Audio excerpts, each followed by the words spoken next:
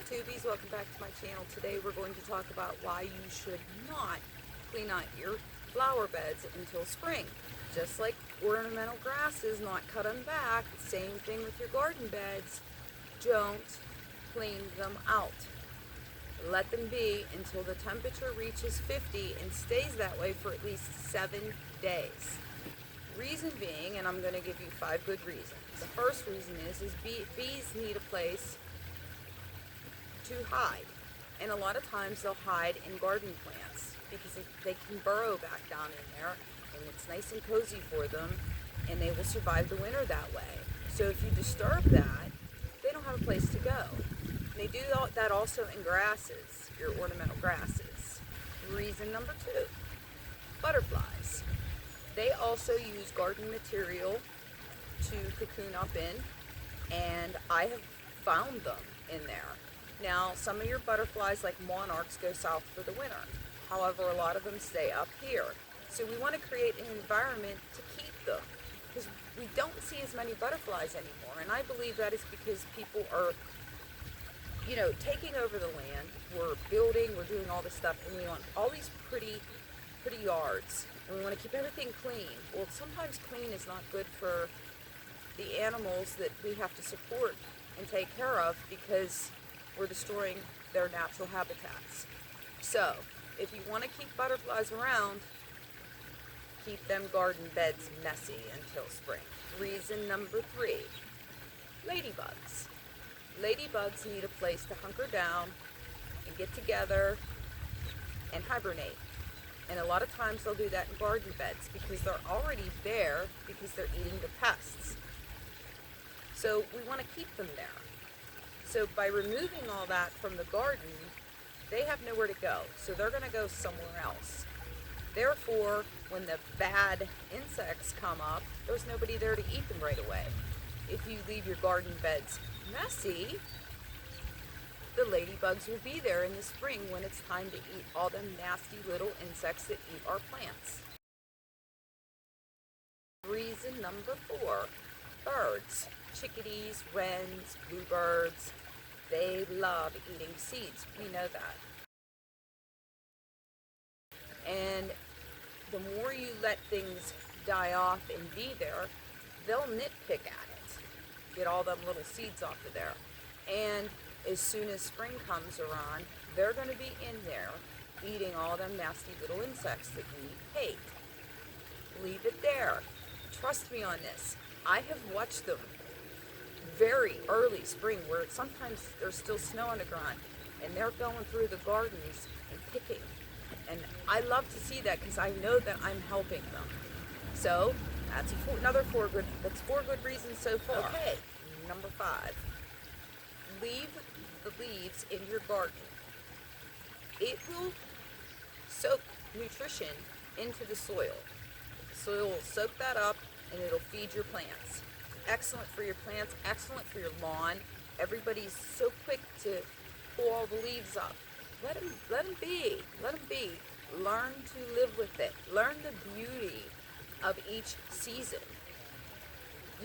That's why we plant evergreens, is to have that little bit of greenery in all time of the year, and enjoy looking at everything in the fall and in the winter and the early spring when it's a mess. You don't have to do anything. This means you can save yourself the time and energy and effort until mid-spring when it hits the 50s. Then you'll want to get out there and you'll want to clean it up. Do it like, clean it up, but don't be too quick to take everything and throw it in a bag and scrunch it all together. Put it in a compost pile. If you don't have a compost pile, put it in a pile somewhere in your yard if you can. Now this is if you can. So that some of them critters can get out of there, or the birds can nip off of it for a while. We want the animals to have stuff to do. Bunnies will burrow in a garden with it filled with stuff. Gives them security. Everybody knows I have tons of bunnies every year, and I welcome them in. I want them here. I love seeing them around. It's nature. We're supposed to have these things. When you're outside, you're supposed to have bugs and butterflies and bees and birds and all kinds of stuff, even raccoons. Don't be so quick to keep these animals out of your yard. The ecosystem is a complete perfect balance, and we want to keep it that way. But by keeping these things out of our yard, we can eventually see that our plants will not do as well because they don't have the right ecosystem. Therefore, we want these things. We want the bees to pollinate our plants. We want the birds to come in and consume the seeds that we don't want to have to take care of. So the next time somebody's in the backyard and you're looking out there and thinking, oh, that bunny, you can live with the bunnies. You can keep them out of stuff. You plant marigolds. Put up little fences if you have to. Quit trying to make everything perfect. Nature is not. Well, I shouldn't say that. Nature is perfect in my eyes. But to the standard of living, everybody wants to see a perfect yard. That's not how it's supposed to be. We're destroying our earth doing that. So we need to start living with nature and being natural and letting things do as they're supposed to do. Just like ponds. People want all these chemicals in your pond, but they want fish. You can't do that. You want beneficial bacteria. You want a pond to be just like it is in nature. If you see some green in it, it's supposed to be there. And now too much, yeah, it can destroy your whole habitat.